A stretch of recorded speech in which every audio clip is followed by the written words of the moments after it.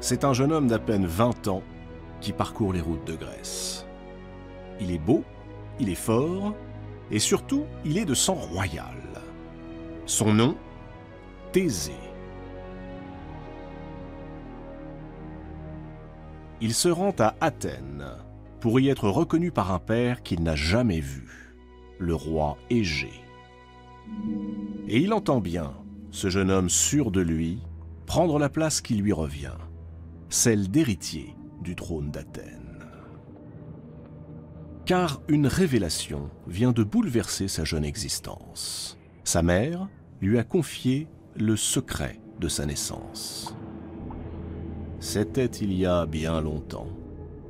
Le roi d'Athènes, Égée, régnait depuis de longues années, mais il n'avait pas de fils pour lui succéder.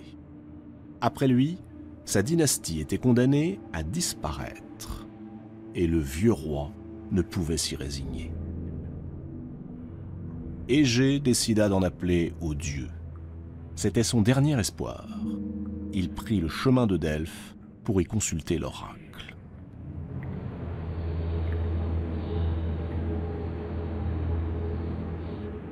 À Delphes, au pied du mont Parnasse, se trouve le plus grand sanctuaire du monde connu. Ici, à Delphes, par la bouche d'une femme que l'on appelle la Pythie, s'exprime la volonté des dieux.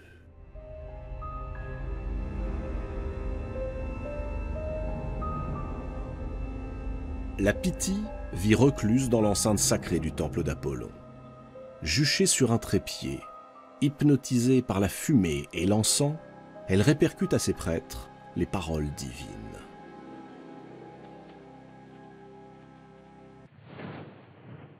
Égée interroge les dieux. Quand ce fils qu'il espère tant lui sera-t-il donné? La réponse de la Pythie est obscure. Le pied qui sort de l'outre, ô grand prince, ne le libère pas avant d'être arrivé près du peuple d'Athènes. Égée ne comprend pas l'oracle. Dépité, accablé, il repart, tourmenté par cette énigme. Sur le chemin du retour, il fait escale à Trézène, ignorant que son vœu va enfin être exaucé. À Trézène règne le roi Pitthée, un roi connu dans toute la Grèce pour sa sagesse, mais surtout pour sa clairvoyance. Pitthée comprend aussitôt le sens de l'oracle de Delphes, mais il se garde bien d'en informer Égée. Il a une idée en tête. Il organise un grand banquet en l'honneur de son hôte. Il l'enivre et, quand Égée n'a plus tous ses esprits, il glisse dans son lit sa propre fille, Aïtra. Et c'est ainsi que par la ruse de Pitthée, Thésée fut conçue. Lorsque Aïtra lui annonce qu'elle est enceinte, le roi Égée est évidemment fou de joie. Mais il est aussi très inquiet. Athènes regorge de menaces, d'ennemis, de prétendants. Ils sont prêts à tout pour conquérir le pouvoir, y compris à faire disparaître un enfant et à hâter la mort d'un vieillard.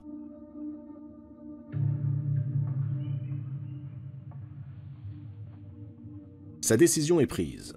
Son fils vivra caché, ici, à Trézène, jusqu'à ce qu'il soit suffisamment fort pour être reconnu comme roi. Et c'est ainsi que dans le secret le plus absolu, Thésée grandit, loin des intrigues et des conspirations. Cependant, Égée s'interroge. Comment reconnaîtra-t-il son fils quand l'heure viendra pour lui de le rejoindre à Athènes? Égée laisse à Aïtra ce que les Grecs appellent des symboles, des objets qui permettront à Égée de reconnaître Thésée comme son fils légitime lorsqu'il les lui présentera. Ces symboles, ce sont ses sandales et son épée. Égée les enfouit dans le sol, sous une énorme pierre que seul son fils, le futur Thésée, parviendra à soulever sans l'aide de personne.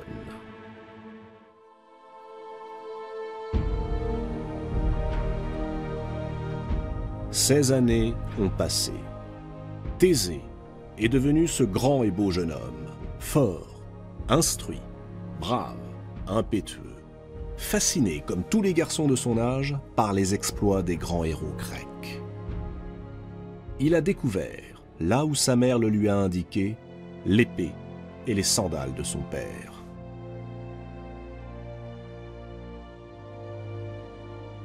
Il s'apprête à quitter Trézène. Sa mère le serre une dernière fois dans ses bras. Elle hésite. Et puis, elle lui fait un aveu. Elle révèle à Thésée la vérité sur ses origines.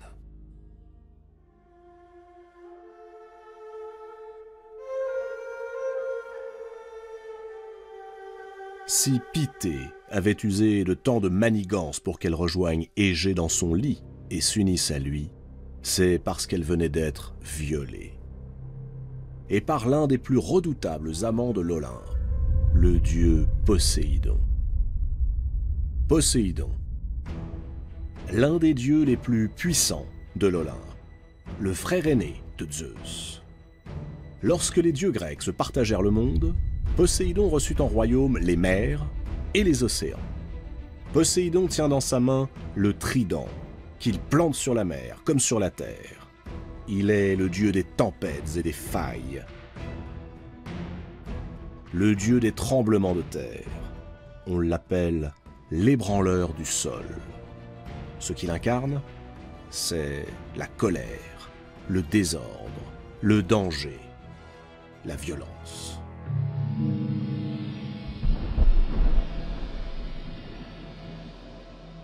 Quelques jours avant de rejoindre la couche du roi Égée sans en avoir manifesté le désir, la jeune Aïtra avait été conduite auprès de Poséidon par une déesse qui lui était apparue en songe.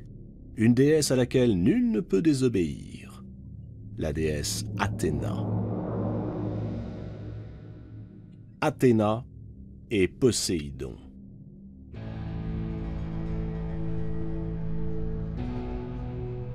La déesse de la guerre et le dieu des tempêtes. Toujours en train de se battre, de se quereller. Ces deux-là ne se supportent pas. Pour avoir enfin la paix, Athéna, non sans arrière-pensée, a livré la pauvre Aïtra aux appétits sexuels de Poséidon.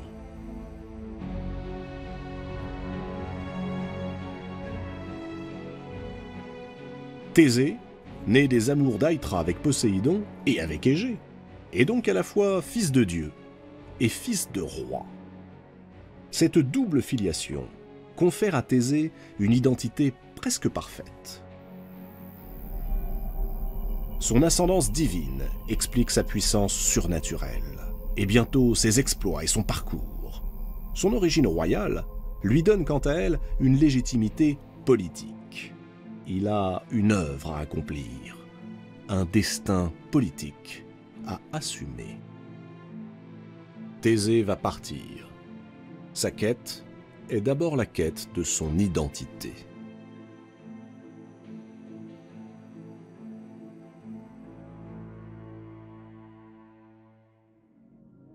Pour se rendre à Athènes, deux chemins s'offrent à lui. La voie la plus sûre, c'est la mer. Mais il existe une autre voie, beaucoup plus périlleuse, la route.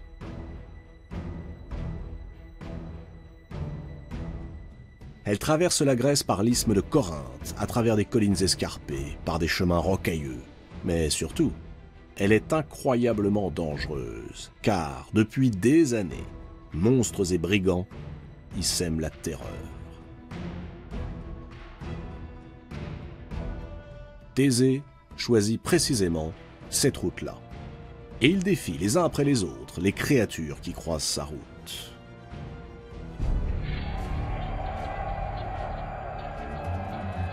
Sa plus grande victoire, il la remporte sur l'impitoyable Procuste, un bandit qui attachait les voyageurs égarés sur un lit. Or, ce lit était soit trop petit, soit trop grand pour eux. Il entreprenait alors de les mettre à la taille du lit, en étirant leurs membres ou en les découpant. Thésée lui inflige le supplice qu'il faisait subir à ses victimes. C'est, d'une certaine façon, la loi du talion, œil pour œil, dent pour dent. Procuste va finir sur le lit qu'il destinait aux voyageurs de passage. Il est mis au gabarit, et l'expression « lit de Procuste » signifie encore aujourd'hui la volonté d'uniformiser au prix de l'élimination de ce qui ne rentre pas dans le moule. Enfin, Athènes. La rumeur de ses exploits a déjà précédé Thésée. Grâce aux sandales et à l'épée d'Égée, il est reconnu par son père. Voici donc le roi et son héritier, Égée et Thésée, enfin réunis. Tout va bien dans le meilleur des mondes? Eh bien non. Car Athènes se trouve alors sous la menace de la plus grande puissance maritime de son temps, la Crète. La Crète, dominée par le roi Minos. Minos a vaincu Athènes, et il exige désormais que chaque année, 7 jeunes filles et 7 jeunes garçons soient tirés au sort, puis livrés en pâture à un monstre effrayant, le Minotaure. Le Minotaure, une créature monstrueuse, un corps d'homme surmonté d'une tête de taureau. Le Minotaure est le fruit d'une union inimaginable entre l'épouse du roi de Crète, Pasiphaë, et un taureau blanc, sorti de la mer grâce au dieu Poséidon. À dire vrai, la pauvre Pasiphaë n'est pas tout à fait responsable dans cette affaire.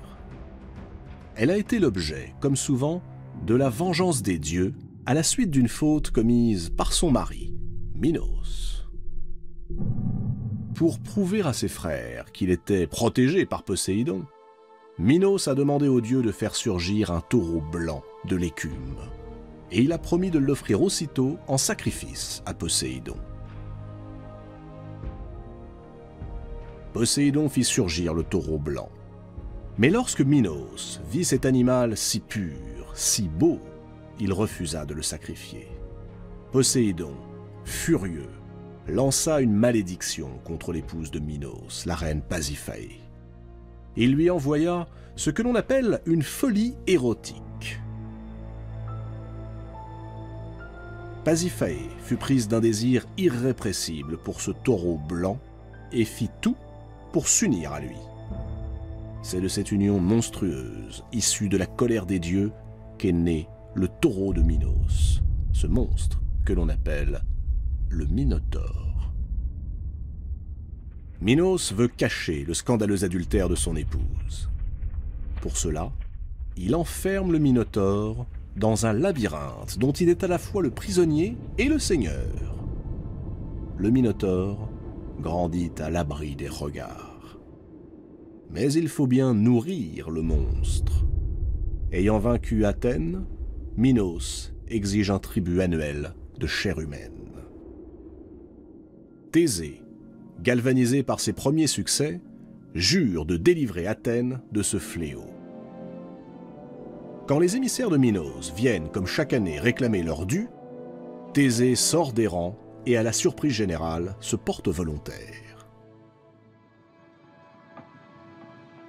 Égée a beau insister, supplier son fils de renoncer, Thésée ne veut rien entendre. Il ira combattre le Minotaure. Soit. Mais Égée exige de lui une chose.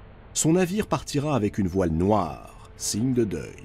S'il revient vivant, Thésée devra hisser une voile blanche.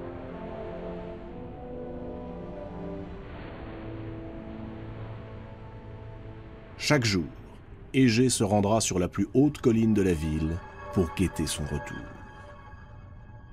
Thésée, tout à son excitation, gagné par l'ivresse d'une gloire qu'il croit déjà acquise, promet tout ce que l'on voudra.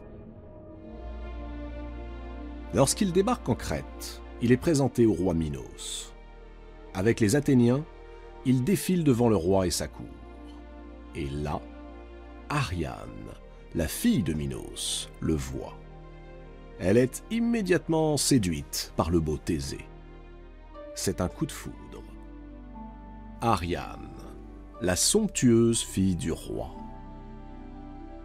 Elle supplie son père d'épargner le jeune homme dont elle est tombée amoureuse. Minos refuse. L'Athénien est d'abord un ennemi. Thésée, lui aussi, est amoureux d'Ariane, mais il ne renonce pas pour autant à son projet. À Ariane, il peut bien avouer son but. Il pénétrera dans le labyrinthe pour y affronter le Minotaure. Il est sûr de vaincre. Ariane ne doute pas de la force de son amant, non, mais elle lui fait remarquer qu'il fonce tête baissée dans un piège. Il a oublié une chose, un petit détail.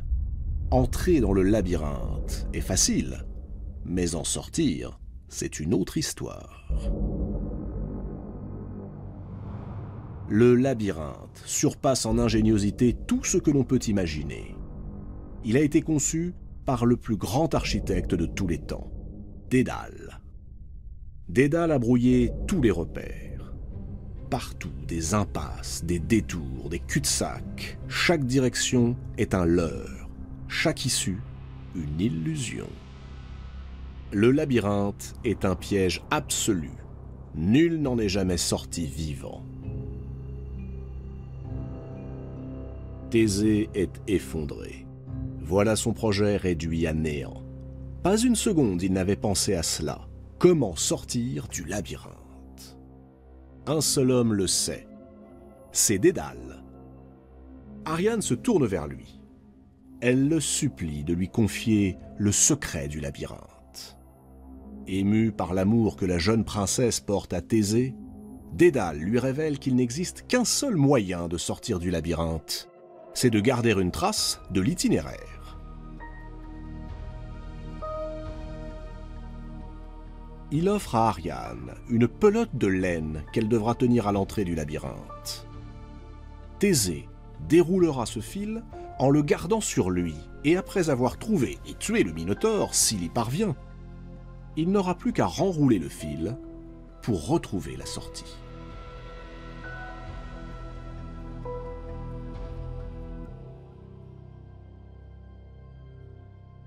Ariane l'offre à Thésée en échange d'une promesse, qu'il l'emmène avec lui quand tout sera fini. Car c'est non seulement son père qu'elle s'apprête à trahir en aidant Thésée, mais aussi sa patrie.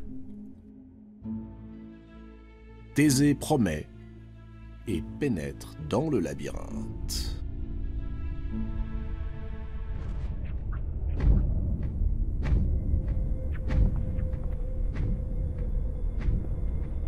Il erre pendant un temps qui lui semble infini. Soudain, il entend le souffle puissant du Minotaure. Puis il tombe nez à nez avec le monstre.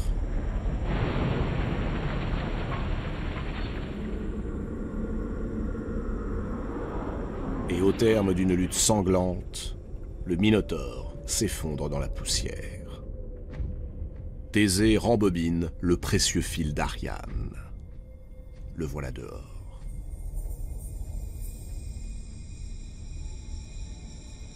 Aussitôt, il libère ses compagnons et s'enfuit avec Ariane.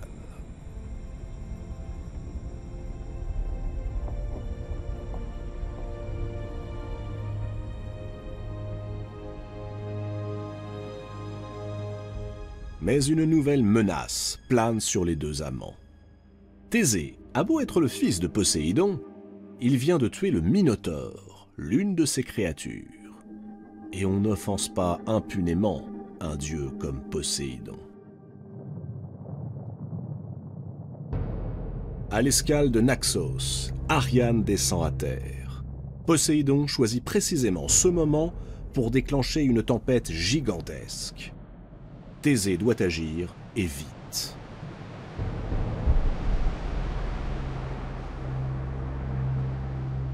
Ou bien il fuit immédiatement la tempête, ou bien il descend à terre pour aller chercher Ariane, prenant le risque de voir son navire drossé contre les récifs.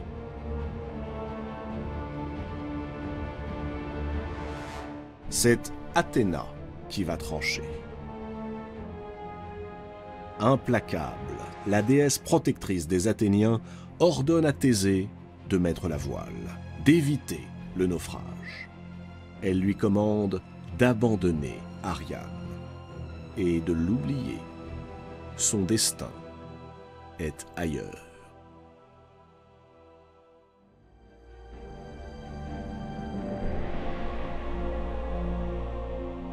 Ainsi Thésée abandonne Ariane. Obéissant à Athéna, déesse de la guerre, mais aussi de la raison, de la sagesse, Thésée ne tient pas sa promesse. Raison d'État, pourrait-on dire, avec Athéna. Il repart vers son destin de roi, laissant sur l'île de Naxos la fille de Minos, qui, pour lui, avait trahi son père et son peuple. Ariane, abandonnée par Thésée, sera vite consolée par le dieu Dionysos. Athéna y a veillé.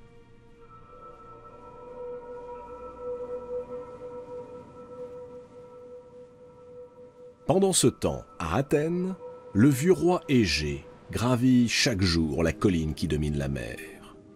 Chaque jour, il scrute l'horizon dans l'espoir de voir apparaître le navire qui ramènera son fils. Mais rien. La mer est déserte. Et puis, un beau jour, Égée attend que le bateau approche pour distinguer ses voiles. Il reconnaît bien le navire de son fils. En haut du grand mât flotte une voile noire. Thésée est mort.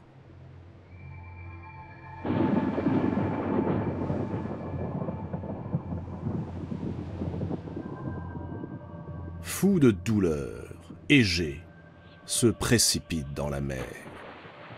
La mer qui porte aujourd'hui son nom, la mer Égée. Pourtant, Thésée est vivant. Mais tout à la joie de retrouver sa patrie, il a oublié sa promesse. Il n'a pas hissé la voile blanche.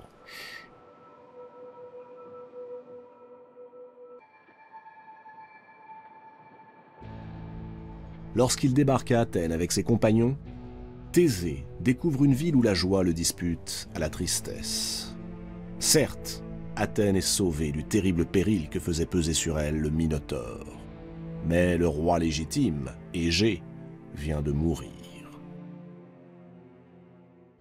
Arrêtons-nous sur cette image du héros, revenu vainqueur de ses combats et qui devient roi.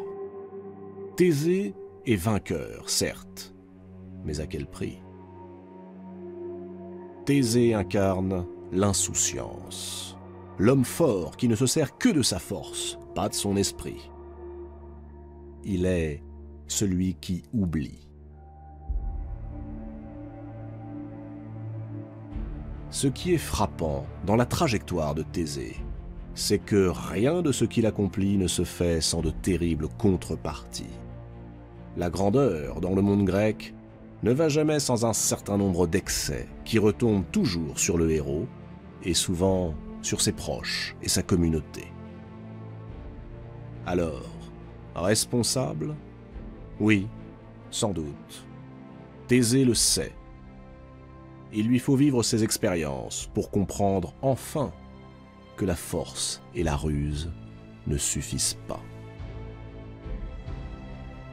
Lorsqu'il comprit son erreur, Thésée, devenu roi, rassembla les cités, instaura la justice et la paix, et remit le pouvoir entre les mains du peuple, fondant un nouveau régime que l'on baptisa démocratie.